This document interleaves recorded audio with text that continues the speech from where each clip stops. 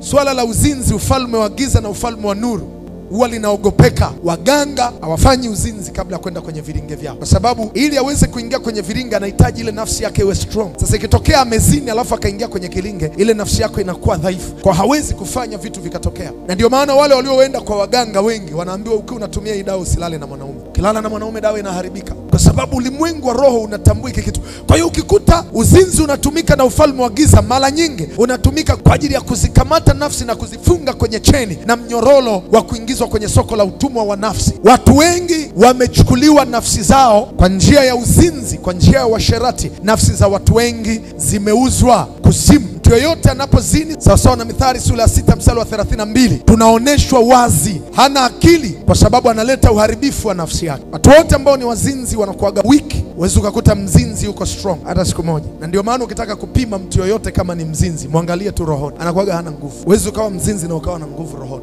never, kwa sababu nafsi inakuwa dhaifu.